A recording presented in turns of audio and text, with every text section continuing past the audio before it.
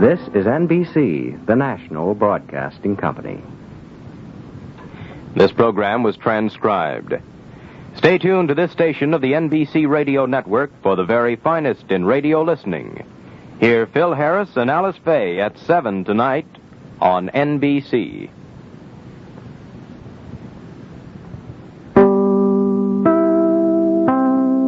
KFI, Los Angeles, Earl C. Anthony Incorporated. Once again, the Standard Hour will present the world's greatest music tonight of a KFI. Featured soloist will be Caesar Kurtzy, tenor. The program will include such numbers as Beethoven's Leonore Overture, Schubert's Symphony No. 8, and selections from Don Giovanni by Mozart. Remember the Standard Hour, 8:30 tonight, over KFI.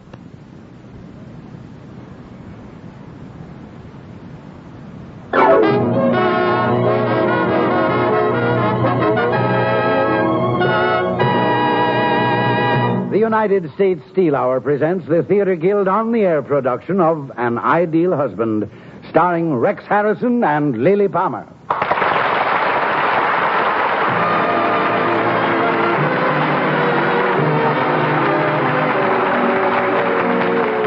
Helping to build a better America through better steels and products of steel is the job of the industrial family that serves the nation, United States Steel. Look for our trademark, USS, on any steel product. It's your guide to quality steel.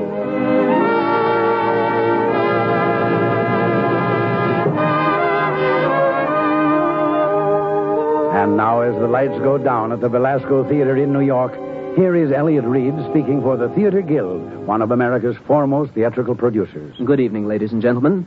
Tonight, for the first time in several seasons, we bring you a play by one of the most brilliant playwrights of his time, indeed of almost any time. It is An Ideal Husband by Oscar Wilde, a chuckling comedy of love and intrigue. Two of Broadway's most scintillating stars, now appearing in the Theater Guild stage success Venus Observed, are here to perform in it, Rex Harrison as Lord Arthur Goring, and Lily Palmer as the elusive but oh-so-charming Mrs. Cheveley.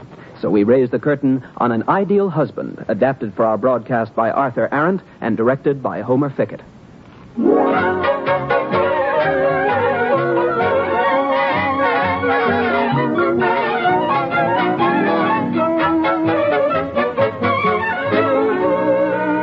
It is London in the year 1895, the fantastic, fashionable London of gaslights, hansom cabs, and the charming but rather eccentric men and women who make up high society.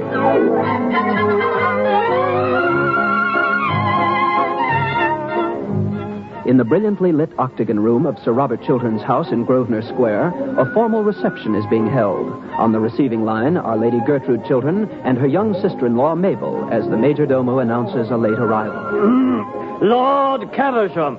Good evening, Lady Chiltern.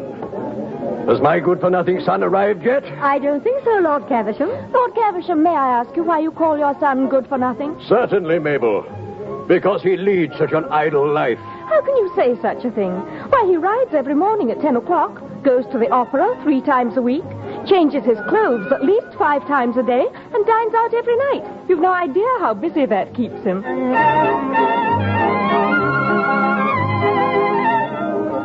Good evening, my incredibly sweet, fantastically beautiful Mabel. Lord Goring, when did you arrive? And where have you been? Also, you are very late.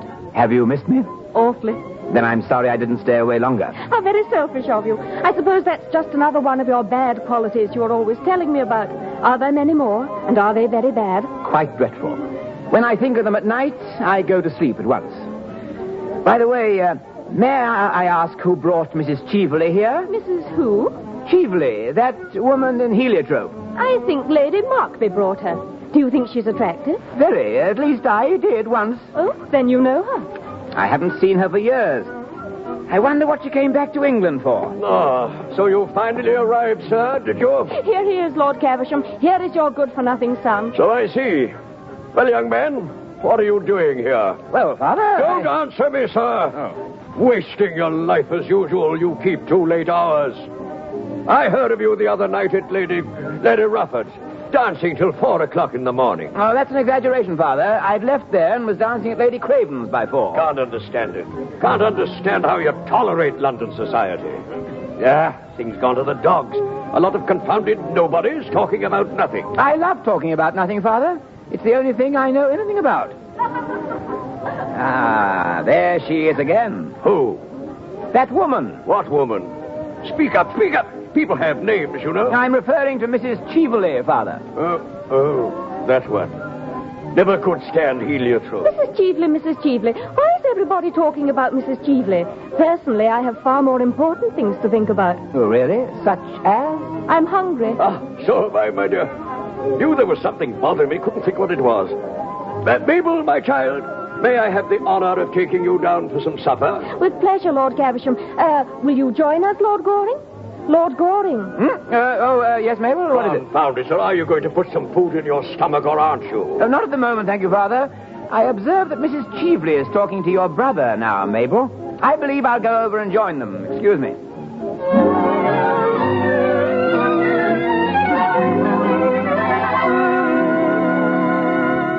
Ah, Robert. Good evening. I've just been talking to your sister. Remarkable girl, Mabel. I'm glad you think so, Arthur. Oh, Mrs. Cheveley, allow me to introduce to you Lord Goring, my closest friend and the idlest man in London. I have met Lord Goring before. I didn't think that you'd remember me, Mrs. Cheveley. My memory is under admirable control. And are you still a bachelor, Lord Goring? I believe so, yes. How very romantic. Oh, no, not at all. Mrs. Cheveley, I cannot tell you what a pleasure it is to meet you at last. Why, our attaches at Vienna have been writing to us about nothing else but the brilliant and charming Mrs. Cheveley. Thank you, Sir Robert. And of course, I feel that I know you quite well already. Especially since your wife and I are old friends. Old friends? You and Gertrude? She has just reminded me that we were at school together here in England.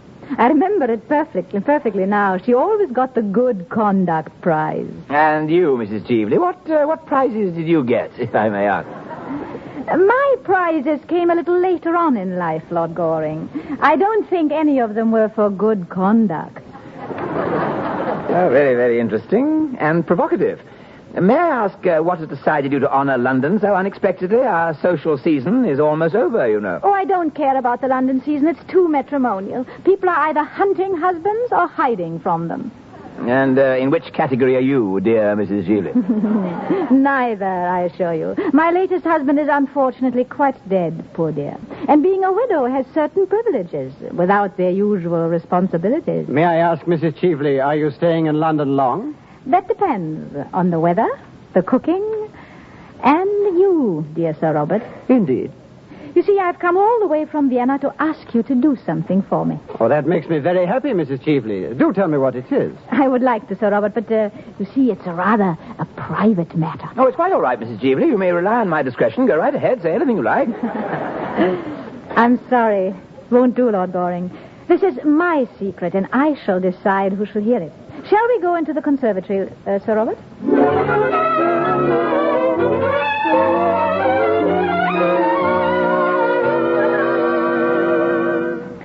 Sir Robert, what I wish to talk to you about is a certain political and financial venture of the utmost importance. Indeed. I believe you are quite familiar with a financial organization known as the Argentine Canal Company. As Undersecretary for Foreign Affairs, I am aware of it, yes. And what do you think of it? Very little, I'm afraid. I consider it nothing but a commonplace stock exchange swindle. A speculation, a brilliant, daring speculation. I have invested very largely in it, Sir Robert. Who could have advised you to do such a foolish thing? My old friend and, yours. Who? Baron Arnheim, the late Baron Arnheim. You remember him, don't you? Yes. Mrs. Cheveley, I regret to inform you that I have every intention of laying an unfavorable report on this Argentine business before the House of Commons tomorrow night. That you must not do, Sir Robert. In your own interests, to say nothing of mine, you must not do it. My own interests? My dear Mrs. Cheveley. Sir Robert, I will be quite frank with you. I want you to withdraw that report. Mrs. Cheveley, you cannot be serious. I am quite serious. In that case, if you will allow me, I will call your carriage for you. My dear madam, you have lived so long abroad that you seem unable to realize that you are talking to an English gentleman. I realize that I am talking to a man who laid the foundation of his career by selling a cabinet secret to a stock exchange speculator. What do you mean? I mean, Sir Robert, that I have in my possession a certain letter. What letter? Written by you to Baron Arnheim years ago when you were Lord Radley's secretary, telling the Baron to buy Suez Canal shares. It was written 3 days before the government announced its own purchase. He paid you well for this information? It's not true. Did you think that letter had been destroyed? How foolish of you. Mrs. Cheveley, the Suez Canal was no more than a dream at the time. The House of Commons had not yet passed the bill. It might have been rejected. It was a swindle, my dear sir. You made your own fortune out of one canal. You must help me and my friends to make ours out of another. If you don't... It's impossible, madam. You are going to make it possible. You know what your English newspapers are like. Suppose I were to give them the details of the scandal and the proof of it. What would it do to your career, Sir Robert? What would it do to your dear, straight-laced, puritanic wife who wins all the good conduct prizes? Mrs. Cheveley, I will give you any sum of money you want if you will hand over that letter. Sir Robert, even you are not rich enough to buy back your past. No man is. I will be in the ladies' gallery of the House of Commons tomorrow night at 11:30. Immediately after you have made the announcement I wish, I shall hand you back your letter. Otherwise, good night, Sir Robert.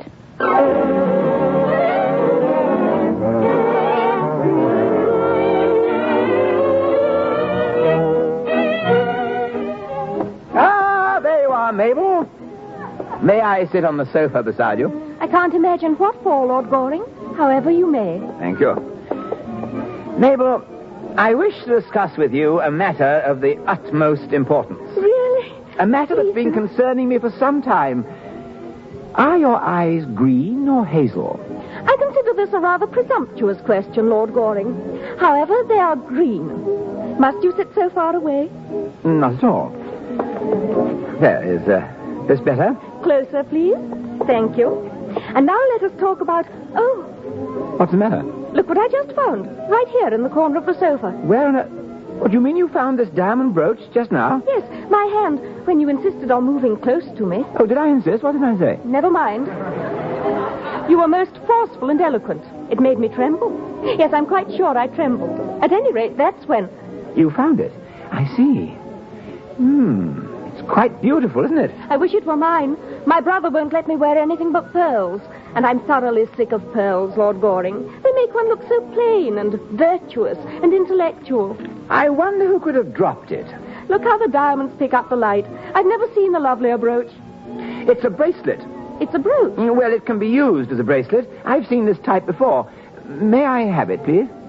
Thank you. Lord Goring, what are you doing? Putting it in my pocket. Mabel, I'm going to make a rather strange request to you. Oh, pray do. I've been waiting for it all evening. About this brooch. Oh, I don't want you to mention to anybody that you found it. Should anyone inquire about it, please let me know at once. what a curious request. You see, I gave this brooch to somebody once. A long time ago.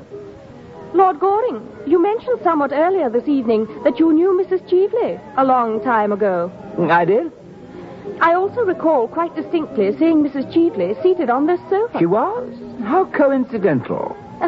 Yes, isn't it? Have you nothing further to say, Lord Goring? Nothing? In that case, I shall bid you good night. Going to bed? Naturally. It's quite late, and I seem to recall an engagement to go riding tomorrow morning. At 10, is it not? Yes, quite right. I hope you won't be late. I won't be late. Well, I'll be punctual this time, darling, if it kills me. It probably will. Hadn't you better leave now? At once. Goodbye. See you tomorrow, 10 o'clock, darling, and wild horses couldn't make me late this time.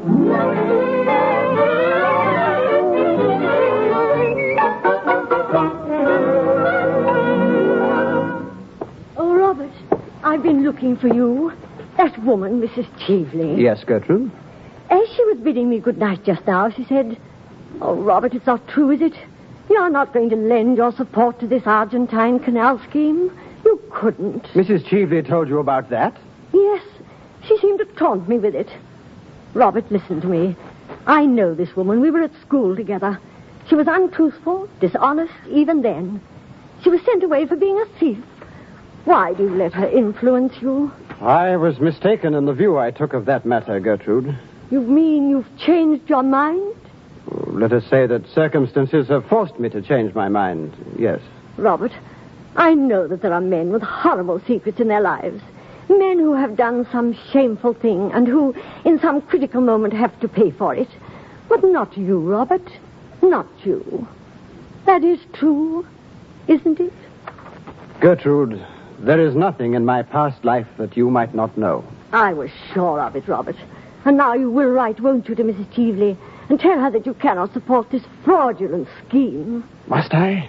Yes, Robert. If I am to remain in this house, you must. Oh, I see. You will write her at once. Now. Yes, Gertrude. Now.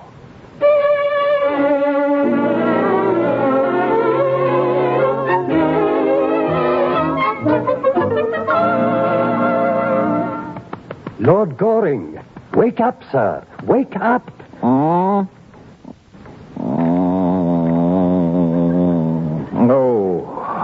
Oh, it's you, Phipps. Go away. Beg pardon, sir, but it's 9 o'clock. 9. Phipps, what time did you say? What? 9 o'clock, sir. I've got an engagement to ride with Mabel Chilton at 10. What kind of day is it, Phipps? Anything I ought to know? About anything? The world seems to be rotating in its usual orbit, sir. A message arrived from Sir Robert Chilton. It is marked urgent. Urgent, eh? It is on the night table, my lord. Oh, yes. Please come at once. I must obtain your advice on a matter of the utmost urgency, Robert. Oh, Phipps? Yes, my lord? Lay out my things immediately. The riding things? No time for that now. Just any old thing. Yes, my lord. Since it is rather a dark day, may I suggest the dove grey broadcloth and the mauve waistcoat, perhaps? Admirable. What else do I have to do today, Phipps? Well, sir, we have an appointment at the bootmaker's at 3. Bootmaker's at 3. And then there's the tailor at 5:30. Those new worsteds he spoke to us about. What, both on the same day, Phipps? Oh, how tiresome. How can I hope to remember it all? Well, perhaps if I were to jot it down on a small piece of paper, sir. Oh, yes, thank you, Phipps. Splendid. Oh, dear. Phipps, in future, I should like you to try, if you can, to arrange a less exhausting schedule for me. I shall be quite tired out at the reception at Lady Windermere's this evening. Yes, my lord. Will there be anything else? Yeah, just draw my bath, and I'll have a small breakfast. Porridge, eggs, a bit of ham, kippers. No chops, Phipps. I'm not up to chops today. Some jam, muffins, coffee, and have the carriage ready to convey me to Sir Robert's. Oh, goodness, what an exhausting day.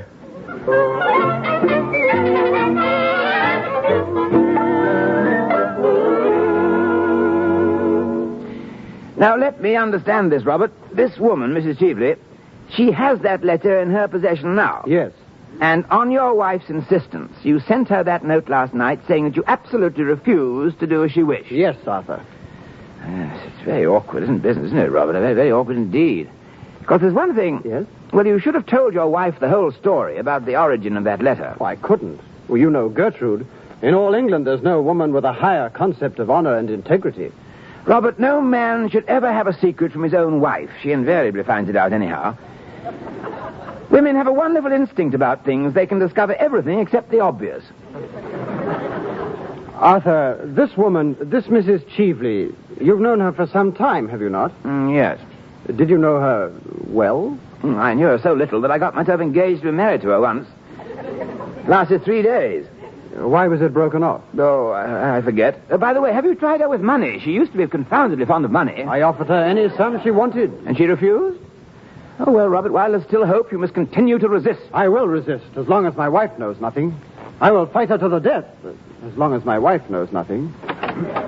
I beg pardon, Sir Robert. Yes, Mason, what is it? Miss Mabel wishes to remind Lord Goring that she has an engagement to go riding with him at 10 o'clock. Oh, of course she has. I remember distinctly. It is now 11:45. Oh, now, Robert, you see what you've done. Mason, tell Miss Mabel that I'm suffering from a slight cold with chilblains. No, it's my horse that has the chilblains, and my position forbids us both to indulge in any exercise whatsoever. Yes, my lord. But that doesn't, however, alter our luncheon engagement at carriages. My position insists on a large luncheon. You will remember all that, Mason, won't you? Yes, my lord. Oh, Mason? Yes, Sir Robert. Will you tell Lady Chilton I shall be up to see her directly? I am afraid Lady Chiltern is engaged at the moment, Sir Robert. Oh, nonsense. What can she be doing at this hour of the morning? She is entertaining Mrs. Cheevely, sir. What? What's that you say, Mason? Mrs. Cheevely arrived a short time ago in a somewhat agitated condition, sir. She insisted on seeing Lady Chiltern at once. They are together now in the drawing room, sir.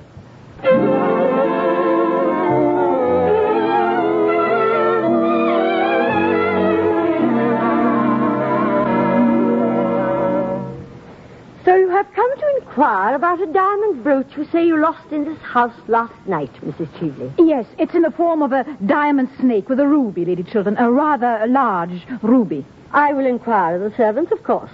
Should it be found? Thank you. Lady Chiltern.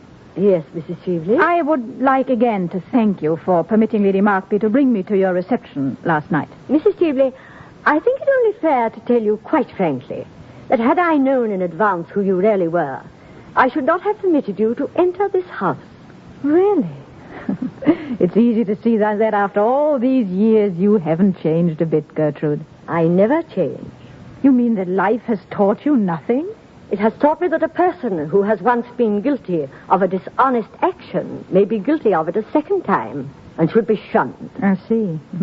Would you apply that rule to everyone? Yes, to everyone without exception. Then I'm sorry for you, Gertrude. I really am. You understand now, Mrs. Cheevely, that for many reasons, any further acquaintance between us is quite impossible. You know, Gertrude, I don't mind your talking to me like this a bit. I realize that you dislike me. Personally, I've always detested you. And yet I have come here to do you a service. Like the service you wished to render my husband last night, I suppose. Oh, thank heaven I saved him from that.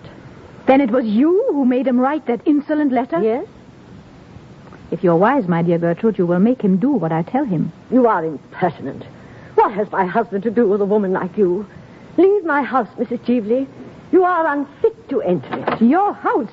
A house bought with dishonor, in which everything has been paid for by fraud. Gertrude, what is it? What's going on here? Robert. There he is, Lady Chiltern. Ask him. Ask him about the origin of his fortune and career. Get him to tell you how he sold a cabinet secret. Robert, it's not true.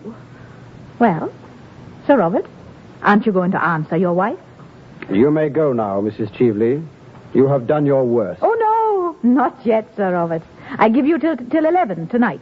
If by then you have not complied with my wishes, well, never mind. I do not believe in threats. They are unnecessary when one is as certain of winning as I am. Good day, Sir Robert. I trust you sleep well tonight, Gertrude?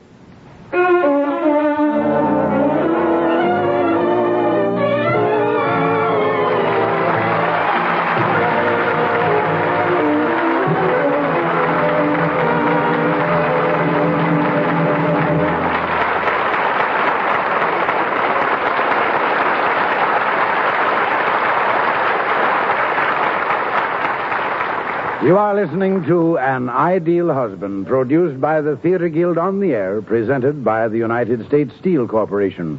And here speaking for United States Steel, George Hicks. Good evening. During the past 2 weeks, copies of U.S. Steel's annual report for 1951 have gone out to all of its 268,226 stockholders. It has been made easily available to U.S. Steel's more than 300,000 workers and to the general public as well. It's a big report, interesting to read and packed with really exciting photographs. But most important of all is the spirit behind this 36-page document. For in these pages, U.S. Steel reveals to anyone interested, be they friend or critic, the intimate details of its operations, plans, policies, and finances. This really is a cards-on-the-table way of doing business. Now, one of the things the management of U.S. Steel feels that you and I and all the rest of the public should understand is the corporation's true profit picture. I think this latest annual report does an excellent job of explaining clearly and simply both U.S. Steel's 1951 profit position and the relation of profit to its future as a corporation. Because the portion of the annual report devoted to this summary of U.S. Steel's financial affairs was prepared under the direction of Enders M. Voorhees, chairman of the corporation's finance committee, he is best qualified to tell you about it. Mr. Voorhees.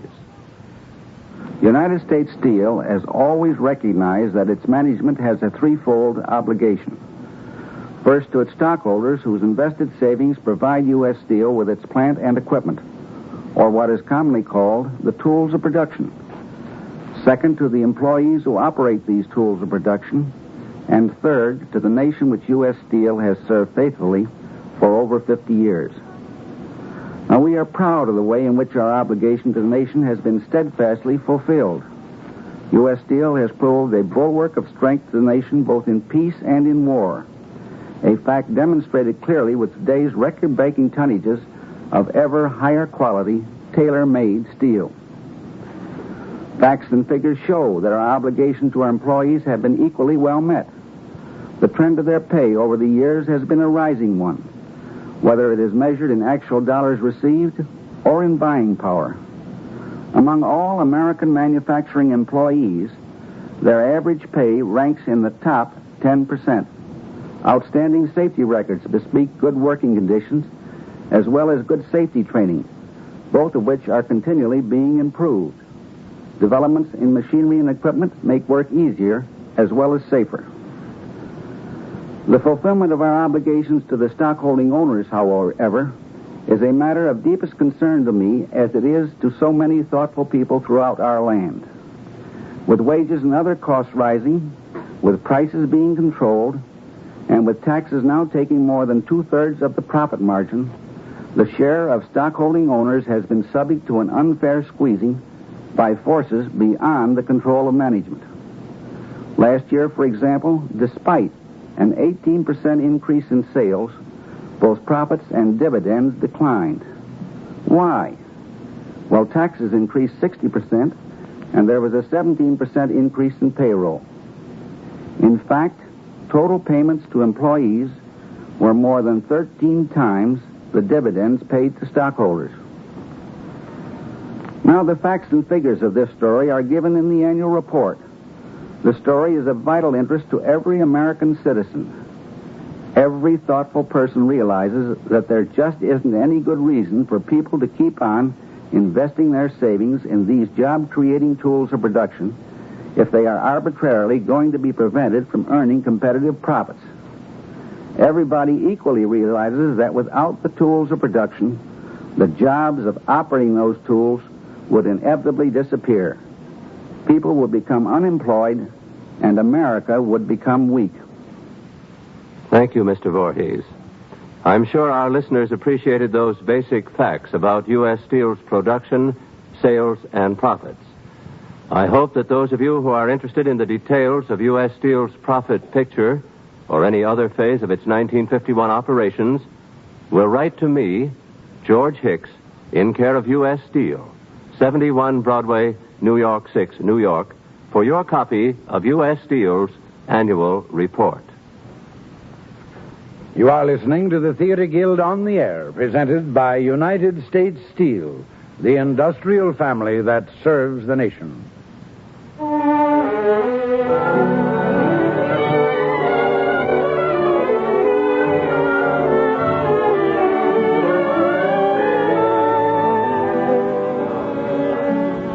Of An Ideal Husband, starring Rex Harrison as Lord Goring and Lily Palmer as Mrs. Cheevely, and featuring Adrian Corey as Mabel Chiltern, Malcolm Keane as Lord Caversham, and Madge Elliott as Lady Gertrude.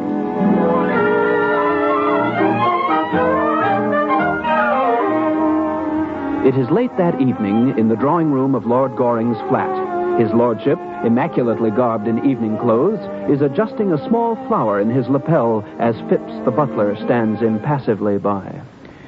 Know something, Phipps? I am the only person of the smallest importance in London at present who wears a buttonhole. Yes, my lord? You see, Phipps, fashion is what one wears oneself. What is unfashionable is what other people wear. Yes, my lord. Just as vulgarity is simply the conduct of other people. Yes, my lord. I don't think I quite like this buttonhole, Phipps. It makes me look a little too old, don't you think? I don't observe any alteration in your lordship's appearance. Well, for the future, a more trivial buttonhole, Phipps, on Thursday evening. I'll speak to the florist, my lord. She has had a loss in her family lately, which perhaps accounts for the lack of triviality your lordship complains of.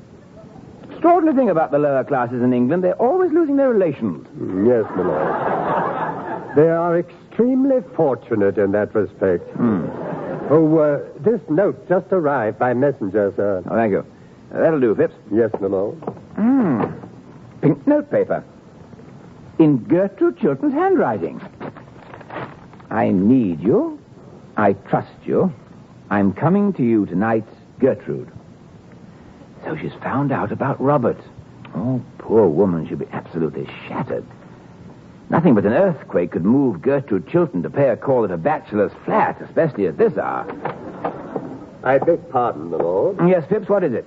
Lord Caversham is here, sir. What? Now, isn't that just like a parent to drop in at a time like this? Well, do I come in or don't I? Oh, come in, Father. I'm delighted to see you. I doubt it. Well, sir, what are you waiting for? Help me off with my cloak. Oh, yes, Father. Which is the most comfortable chair? This one, Father. It's the one I use myself when I have visitors. Thank you. No draft, I hope, in this room? No, Father, no. Glad to hear it. Can't stand drafts. Well, sir, I want to have a serious conversation with you. My dear Father, at this hour? It's 10 o'clock in the evening, sir. What is your objection to the hour? I think the hour is an admirable hour. Well, the fact is, Father, this is not my day for talking seriously. I'm sorry, it's not my day. What do you mean, sir? Well, during the season, Father, I only talk seriously on the first Tuesday in every month from 4 to 7. Well, make it Tuesday, sir. Make it Tuesday. It's after 7, Father. My doctor says that I'm not to have any serious conversation after 7. It makes me talk in my sleep. Talk in your sleep? What does that matter? You're not married? And that, sir, brings me to precisely what I've come to talk about. Arthur, it is, in my opinion, high time for you to get married. Do you realize you're 34 years of age, sir? Yes, Father, but I only admit to 32. 31 and a half when I have a really good buttonhole. I tell you, you're 34, sir. And there's a draft in this room which makes your conduct... Oh, God bless you, Father. Why did you tell me there was no draft, sir? I feel it distinctly. Oh, so do I, Father. It's dreadful, isn't it? Can I help you on with your cloak? What for, sir? Well, aren't you leaving on account of the draft? I am not leaving, sir. Put down my cloak, sir. Certainly, Father. Phipps? Yes, my lord? Is there a good fire in the smoking room, Phipps? Yes, my lord. Let's go in there, Father. This way, please. Very well. Aren't you coming, sir? Well, in a moment, Father. I wish to speak to Phipps. Just make yourself comfortable. Oh, yes. God bless you, Father. Yes. Phipps. There's a lady coming to see me this evening on particular business. Show her into this room at once when she arrives, you understand? Yes, my lord. It's a matter of the gravest importance, Phipps. I understand, my lord. No one else is to be admitted under any circumstances. Yes, my lord. Oh, now, that may be the lady now. And if it is, show her in here, Phipps. And remember, I'm not at home to anyone else.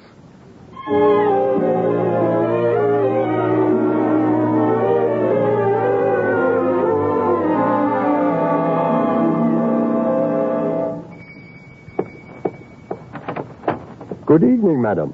Won't you come in? Thank you. I am Mrs. Cheveley. I wish to see Lord Goring. His lordship told me to ask you, madam, to be kind enough to wait in the drawing room. This way, madam. Lord Goring expects me? Are you quite sure? Quite, madam. His lordship told me that if a lady called, I was to ask her to wait in the drawing room. His directions on the subject were very precise. This, madam, is the drawing room. How dreary. Very well, I shall wait here, since his lordship insists. Very good, madam. I wonder what woman he's expecting tonight. It'll be amusing to catch him. Men look so silly when they're caught. Wonder who she is. Is that perfume? Oh, no. It's these primroses on the desk. I suppose she sent them, whoever she is, with a few amorous words on blue notepaper. No, it's pink. I know this handwriting. It's Gertrude Chilton. Yes, the 10 commandments in every stroke of the pen. I need you, I trust you, I'm coming to you tonight. Well, how very interesting.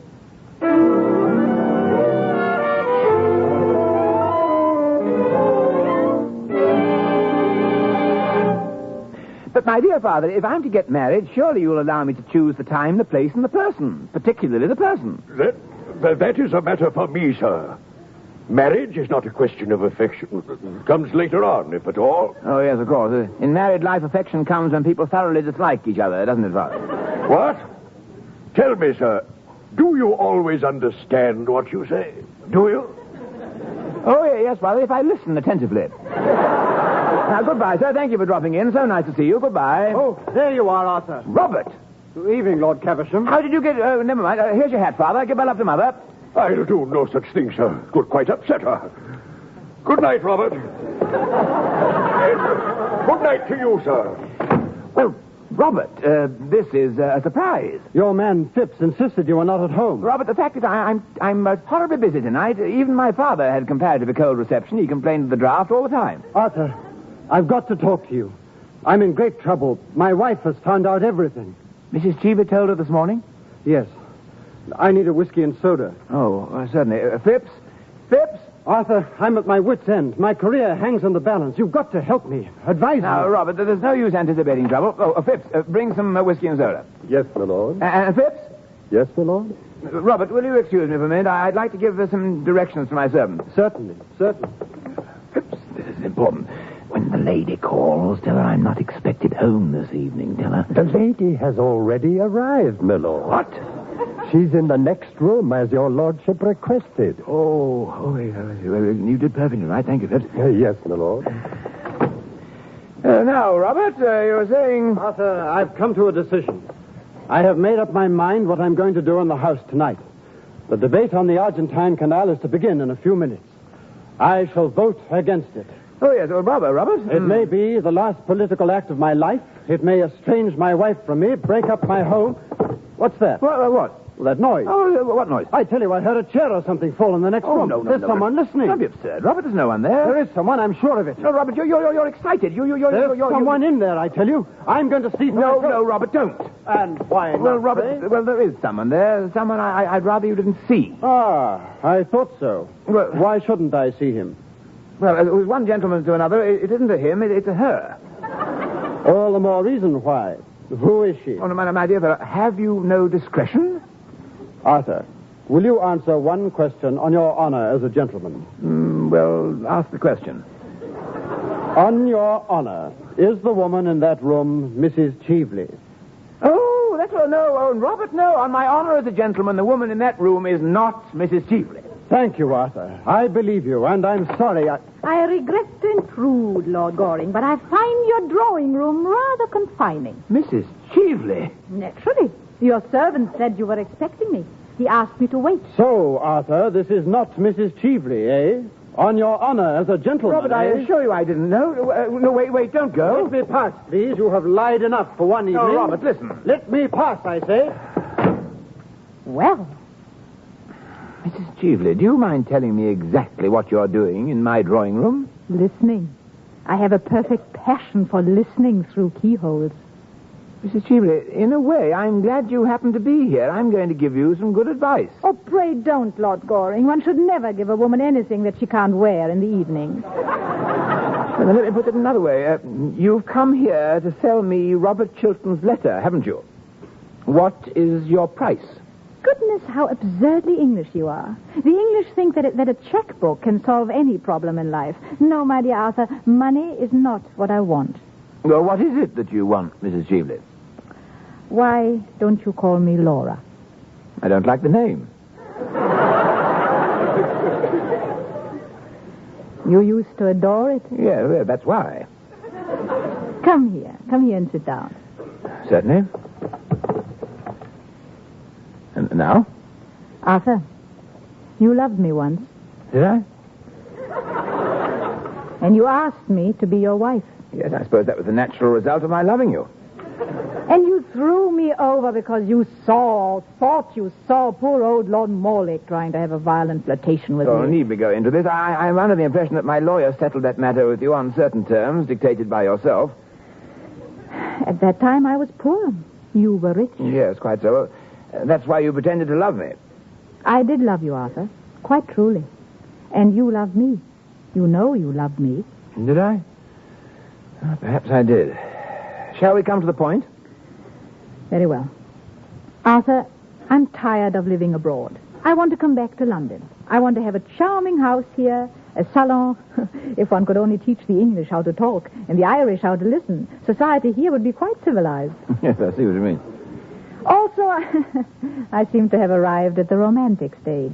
When I saw you last night at the Chiltons, I knew you were the only person I ever truly cared for. Ridiculous of me, isn't it? Quite. Nevertheless, my dear Arthur, on the morning of the day you marry me, I will give you Robert Chilton's letter. That is my offer. Are you really serious about this? Quite serious. You know, I should make you a very bad husband. I don't mind bad husbands. Having had 2 already, I'm quite used to it. And if I should decline your kind offer? Your friend Sir Robert Chilton's career in the House of Commons becomes a thing of the past. So does his wife, if I know Gertrude. It's quite a dilemma I'm in, isn't it? I offer you a choice, Arthur. Oh, there's no choice, madam. What you're offering is a selection between 2 catastrophes. Naturally, I choose the one that happens to someone else. As you wish.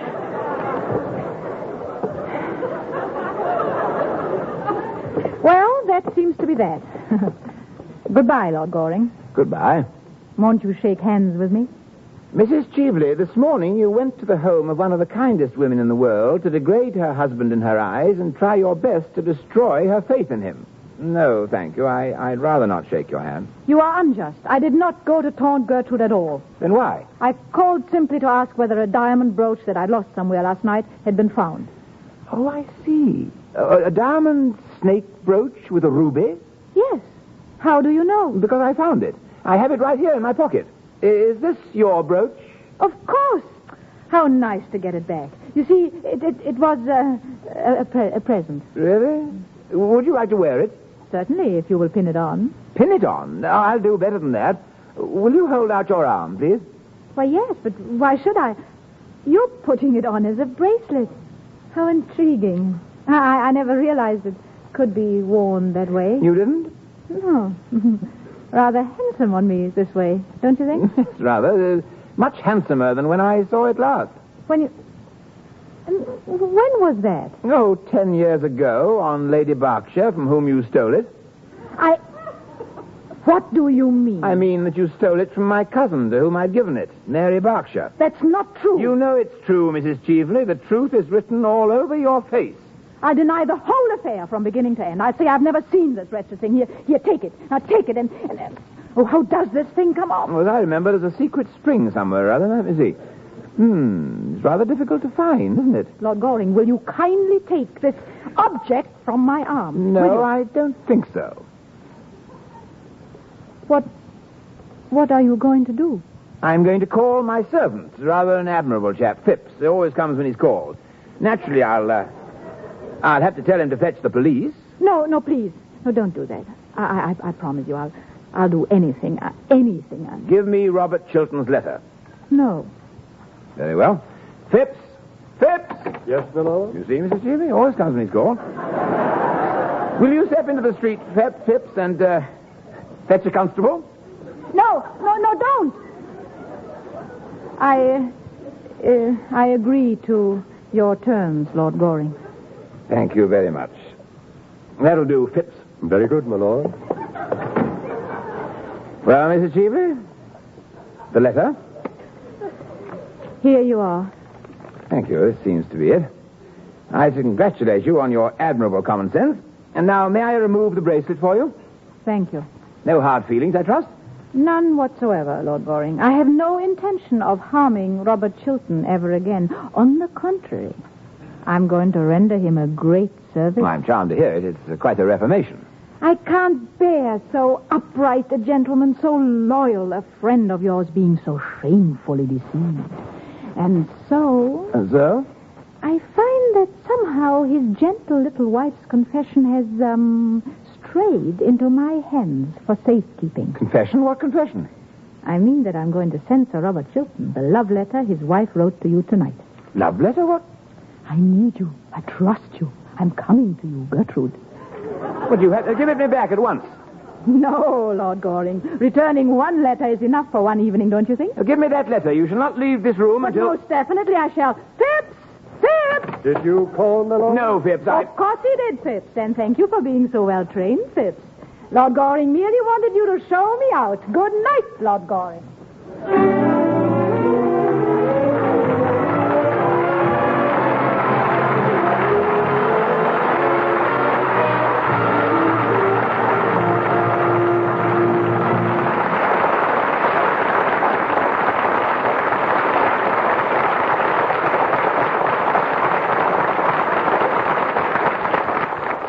You are listening to the Theater Guild on the Air, presented by United States Steel, the industrial family that serves the nation. We pause now for station identification. This is 50,000 watt Clear Channel station KFI Los Angeles.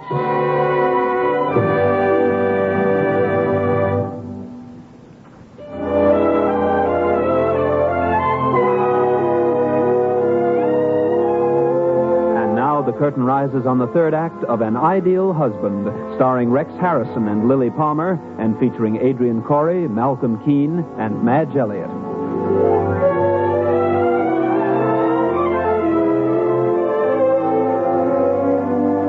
It is early the following morning as Lord Goring, immaculate as ever, in gray topper, morning coat, and spats, knocks on the door of Mrs. Cheevely's apartment at Claridge's Hotel. Well, Lord Goring, what a surprise to find you here. And so early in the morning. May I come in? Please do. Of course, I'm always happy to see you, Lord Goring, but may I ask why you came? Well, since you paid me an altogether unwelcome visit last night. You're returning my call, and in the same spirit? How gallant. I feel, however, that I must warn you that living at an hotel, I have no butler to protect me. I'm quite alone and defenseless. Dear me. Of course, I could scream. But someone might hear me, might they not? No, Lord Goring, whatever you do, I promise not to scream. Now, what did you say you came to see me about? A letter. A letter? I believe it was addressed to me from Lady Chilton. You stole it last night, as I recall. Oh, that one. Did you wish to refresh your memory as to its contents? I believe it said, I need you, I trust you. I know quite well what it said. I want that letter, Mrs. Cheevely. Laura. Very well, Laura. Now, that's better. Come here and sit down. Now, tell me, why are you so anxious to gain possession of this letter? Are you in love with Gertrude Chilton? Not at all. Is she in love with you? No. Then why? For reasons that would be obvious to anyone but yourself, my dear Laura. Robert Chilton and his wife are my friends. And that is the only reason? Yes. Don't you believe that? No. Why do you sit so far away? I believe it's what's called a primitive instinct for safety. And are these instincts aroused by all women? No, only those I was once engaged to. My father, who was a most indulgent parent, would never forgive me for making the same mistake twice, particularly at that price. May I have that letter? No. I'll pay you handsomely for it. No. Do you mind telling me why? I'll tell you if you will tell me something first. I'll answer any question, providing it's personal. This is quite personal. Are you in love? Yes. With whom? Mabel Chilton. And you will marry her? Yes, as soon as she'll have me. Even if her brother and his wife are faced with a scandal that might result in divorce and social ostracism? Even then. And nothing will change your mind? Nothing. Then I'm extremely sorry, Lord Goring. I don't know what you've got to be sorry about. But you see, that letter you wish has already been sent by messenger to Sir Robert. He will receive it within the hour. Had I known about you and Mabel Chilton, well, perhaps I would not have sent it. I'm not sure. Goodbye, Lord Goring. Perhaps we will meet again someday when you're in a less romantic, or shall I say, a more romantic mood. Goodbye.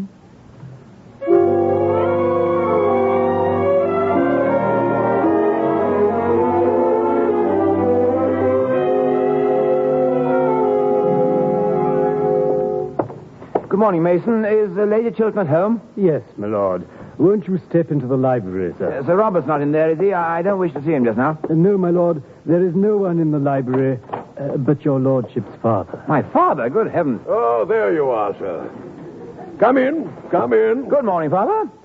Well, sir, Have you been thinking over what I spoke to you about last night? Oh, I've been thinking about nothing else, Father. Engaged to be married yet? Not yet. I hope to be before luncheon. You can wait till dinner. If the earlier hour would be any inconvenience to you. No, thanks, Aubrey. I think I'd sooner be engaged before luncheon. Yeah. Now that you're here, sir, why don't you propose to that pretty Mabel Chilton? Of course, I don't suppose there's the slightest chance of her accepting you. I don't know how the betting stands today, Father. If she did accept you, she'd be the prettiest fool in England, sir. Just what I should like to marry. A thoroughly sensible wife would reduce me to a condition of absolute idiocy in less than 6 months. Oh, Lord Caversham. Come in, Mabel. Come in, my dear. Good morning, Mabel. It's very pleasant to see you so early in the morning, Lord To Caversham. see your brother, my dear. Politics. Good morning, Mabel. Lady Caversham is quite well, I trust. Well enough, thank you, except for a slight headache. I always get out of the house early when Lady Caversham has a headache. Makes her affectionate, you know. Good morning, Mabel. Oh, Lord Goring, are you here? Yes, I've been here for some time. Really? Of course, you understand that after breaking our appointment yesterday, I am never going to speak to you again. Serve him right, too. And now, my child, I must bid you good morning. Oh, please. I hope you're not going to leave me all alone with your son. I happen to be on my way to Downing Street, my dear, and I don't think I can take him with me. It's not the Prime Minister's day for seeing the unemployed. Good day. I have always thought that people who don't keep their appointments are quite horrid. Detestable. I'm glad you admit it, but I wish you wouldn't look so pleased about it. I can't help it, Mabel. I always look pleased when I'm with you. Then what a pity that I must leave at once. Oh, Mabel, don't go. Why not, pray? Could it be that you have something to say to me? I have something very particular to say to you. Oh, is it a proposal? Well, yes, it is, yes. I'm so glad. Proceed. Mabel, I love you. Naturally. What do you mean, naturally? I mean, naturally. Only I think you might have mentioned it before. I'm sure I've given you heaps of opportunities. Oh, Mabel, please be serious. I am. Continue, please. Mabel, I've told you that I love you. Can't you love me a little in return? Oh, darling, if you knew anything about anything, which you don't, you'd know that I adore you. Everybody in London knows it except you. It's a public scandal the way I adore you. You do? Then why didn't you ever... Why didn't you ever? Oh, never mind. Darling, would you mind tilting your chin upward a trifle? It's been such an exhausting day. Thank you. Oh, darling. Of course, I'm not nearly good enough for you, my darling. I'm so glad. I was afraid you were. And I'm a little over 30. Yeah, you look weeks younger than that. Sweet of you to say so. I know it. And now, darling, I really must go and see Gertrude. Must you really? I'll be waiting for you in the conservatory. In the conservatory? Yes, third palm from the left. Don't be long, dear, and don't fall into any temptations in the meantime. Yes, Mabel, while you're away, there are none. It makes me horribly dependent on you. And kindly remind Gertrude I'm waiting to see her.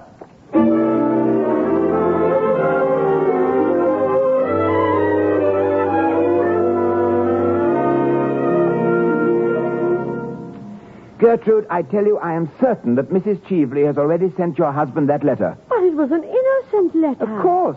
And to prove it, you must tell Robert the whole story at once. You mean you want me to tell my husband that the woman you expected was not Mrs. Cheveley, but myself? That it was I whom you thought was concealed in your flat at 10:30 at night? You want me to tell him that? And why not?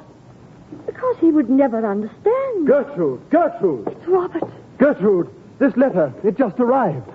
Letter? But what letter is that, Robert? I need you. I trust you. Did you really write this, my dear? Yes, Robert. I wrote it. Oh, my dear, is it true? Do you really trust me and need me? Do you? Yes, of course she does, Robert.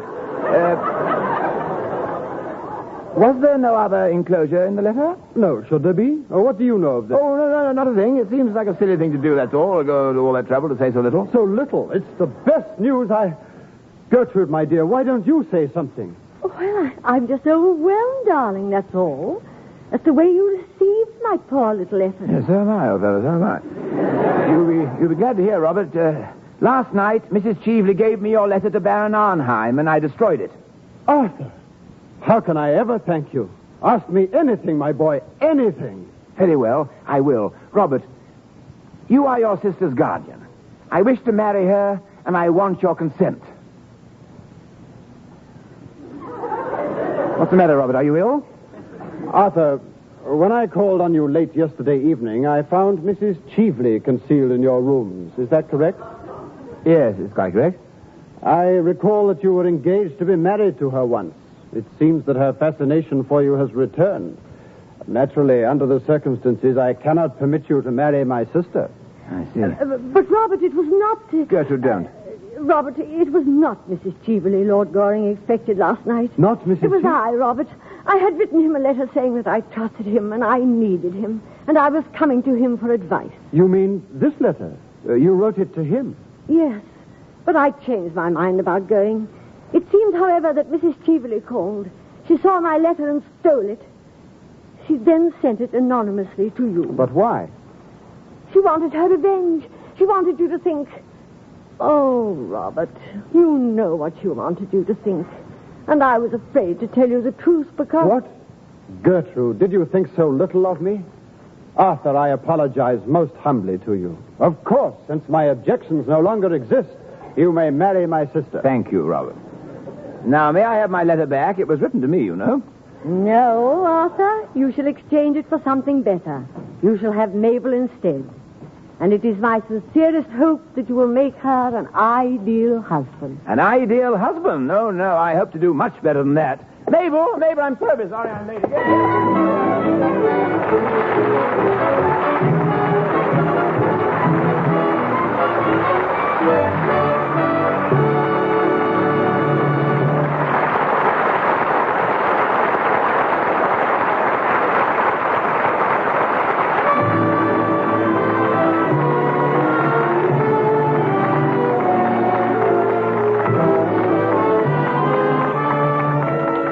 The curtain has fallen on the Theater Guild on the Air production of An Ideal Husband, sponsored by the United States Steel Corporation. We express our thanks to our stars, Rex Harrison as Lord Goring and Lily Palmer as Mrs. Cheveley.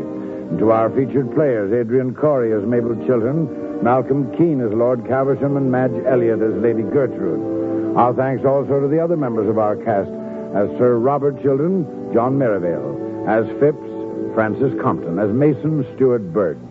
And now, here again is Elliott Reed with a word about next week's play. Next week, ladies and gentlemen, the Theater Guild on the Air will present the radio premiere of a recent Theater Guild stage success, The Silver Whistle, in which our stars will be James Stewart and Diana Lynn. Thank you. Tomorrow marks the beginning of National Boys Club Week. Wherever there is a boys' club, there is less juvenile delinquency. United States Steel salutes the boys' clubs, an investment in America's future. We need more of them. Is there one in your community?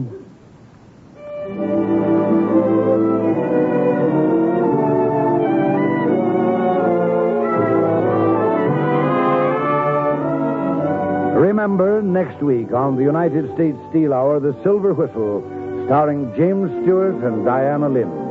And remember, too, that the trademark of United States Steel, USS, on any steel product is your guide to quality steel.